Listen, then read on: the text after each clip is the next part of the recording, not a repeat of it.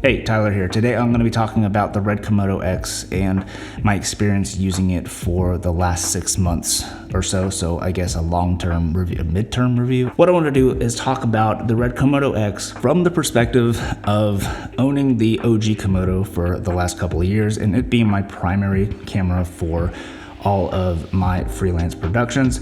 So that's kind of where I'm coming from with this video. That said, I made a review on the OG KOMODO, which I highly recommend you check out because pretty much everything about the OG KOMODO that I like, that I talked about in that video, applies to the KOMODO X. And a lot of what kind of the gripes I had or the improvements that I would like to see in the OG KOMODO that I talk about in that video have really been addressed with the KOMODO X. So if you go watch that video, it'll give you some context to this video, and this video will make a little bit more sense because I want to talk about just some of the improvements and some of the things that just really improve the user experience when using the red KOMODO X. Now this video is going to be broken down into 3 major sections. I think I don't really script out my videos, but in my head, I want to go over 2 things that I like and a 3rd thing, really a section of like couple things that I'd like to see improved and implemented in the camera, which could all be,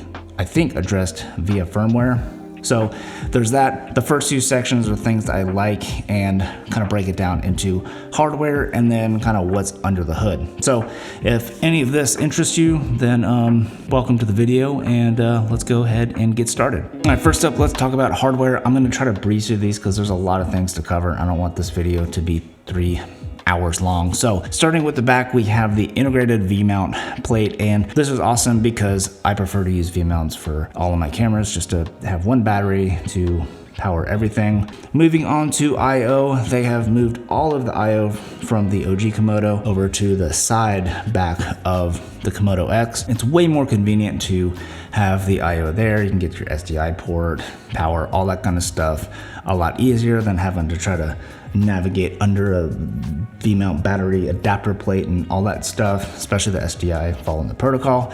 It's much easier to access the SDI on the side as opposed to the bottom of the camera. Now in that I/O area, you have a new 5-pin audio port, which is awesome to be able to use XLRs, and the preamps in the camera sound really good. In fact, I'm using the KOMODO X to film this video right now, and I'm running the NTG5 from Rode directly into the KOMODO X by way of the mid 49 XLR adapter to 5-pin, and I personally think it sounds really good. I've been using this setup for pretty much every single one of my YouTube videos since I got the KOMODO X in, and I think it sounds really good. It's really nice to be able to just run audio direct into camera and not have to fuss with an external recorder for stuff like this. On the other side of the camera, we have the media slot, which now takes CF Express Type B cards as opposed to the CFast 2.0 cards. CF Express Type B cards are able to handle higher data rates than CFast 2.0, and in many cases can be found for more affordable per gigabyte than CFast 2.0 cards, so that's a huge bonus. Next up is the top screen. The screen is like much snappier and much more responsive than on the OG KOMODO, and I don't think it's the actual screen, but I think it's just the processing power built into the KOMODO X as opposed to the OG KOMODO. I find navigating the menus is much snappier and much easier to use than the OG KOMODO. And with the recent firmware update, you can actually get rid of the live preview altogether and just have a bunch of custom menu items there on the top screen. The KOMODO X now supports the DSMC3 monitor, so I have the 7-inch touchscreen monitor. It's made by Small HD. It's a little partnership between Small HD and Red, and it just makes the user experience so much nicer on the KOMODO X. I made a whole video about it, so I'm not going to go into too much detail about it, but it just kind of cleans up the rig. And in many cases, if you're just solo operator, you can pretty much have a completely cableless setup, which I think is awesome because it cleans it up and it's just less cables to worry about and possibly get snagged on stuff or whatever. So made a whole video about the DSMC3 monitor, and I highly encourage you to check that video out if you are interested in what monitor to get for the KOMODO X. All right, the last thing I'll talk about with regards to hardware is the locking RF mount on the KOMODO X. Such a big improvement over the OG KOMODO. This is awesome when you're running just native RF mount lenses. You have a super solid connection, no wiggle when you're using a follow focus or anything.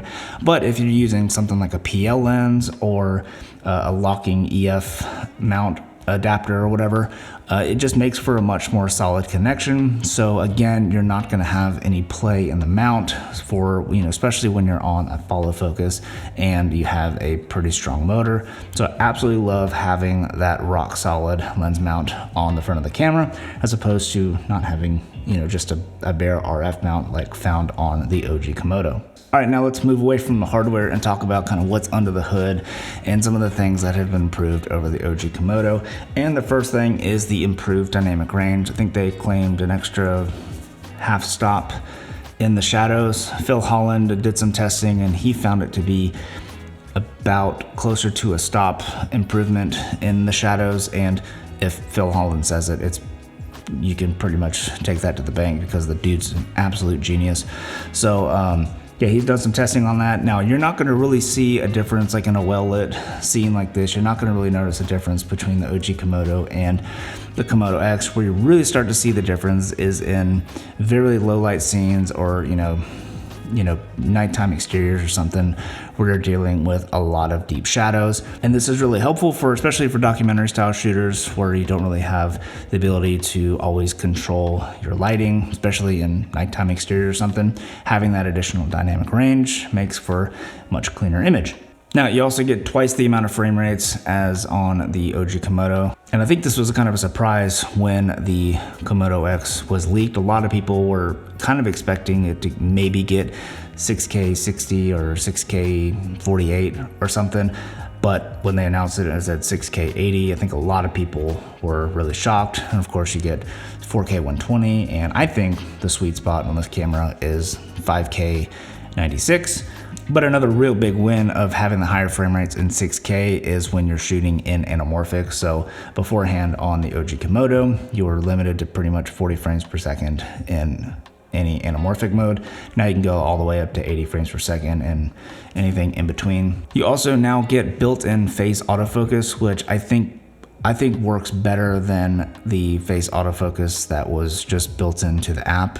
It seems a little bit more accurate and seems to track a little bit better than with the app. I'm not sure why. Maybe the app with connection to Wi-Fi, maybe it was something having to do with that, and I don't know, but I feel like it's working a lot better. I've been using it this entire video, haven't been monitoring it, so I'm just assuming it's been working better, but within all my testing, I have found that it has been much more accurate than you had just when using the app. All right, this next thing is purely based on feeling, nothing on science or any data or anything, but to me, it just seems like the image and the colors, everything just feels more dense than the OG Komodo.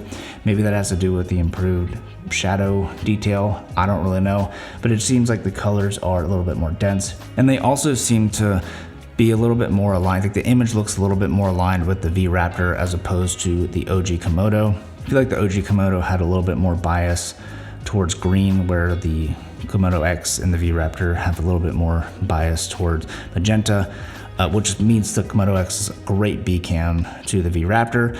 But that said, the Komodo X and the Komodo, with them side by side, it takes like 5 seconds to adjust and you can get those images looking pretty much identical. But again, back to like the density of the image, for some reason, the Komodo X just seems to be more dense. Maybe that's just me justifying my purchase. I have no idea. There's zero science behind this. Now, lastly is more of just like a user experience thing. Like the camera is just overall faster to use. The menus are faster, black shading is faster. Boot up time takes a little bit longer, but when you're actually using the camera, everything about the camera is just much faster and snappier than the OG Komodo. And that's just like kind of like a quality of life improvement when you are on set and you're changing settings and all that stuff. It's just something that you feel like you're not waiting on the camera, which is nice because it really feels like the camera is not getting in your way. So that's pretty much all I ever want to talk about on the things that I personally have liked about the Komodo X. Now, there's a couple things that I would like to see improved because there's no perfect camera, but I think this is just for me. These things could be addressed via firmware.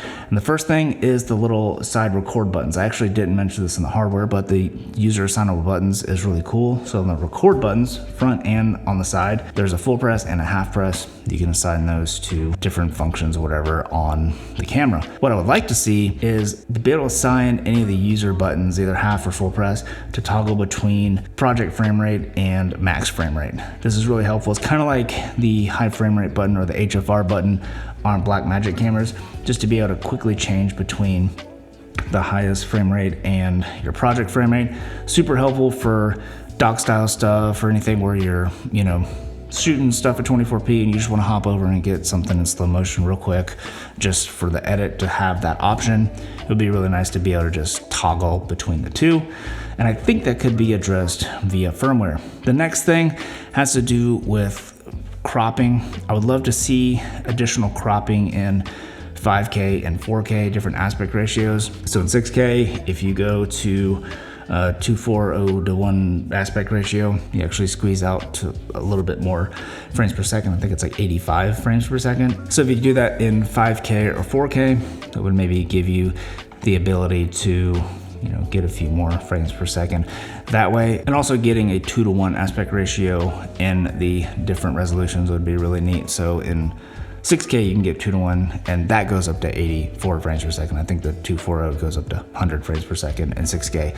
But also would just be nice to be able to get 5K 2 to 1 or 4K 2 to 1, especially for, like, I film all my YouTube videos in 2 to 1. It'd be nice to be able to record in 4K or 5K if I wanted to, especially for, you know, if I'm shooting B-roll like 96 frames per second or 4K 120, just to be able to have 2 to 1 to just drop it on and not have to deal with cropping. It's a small thing, but it would just be nice to have the same formats for all resolutions. It would also be cool to maybe get 4K and 5K anamorphic modes as well. I think that would be really neat to be able to get in the camera. That is pretty much all about the camera that I would like to see improved. I think it is a stellar camera.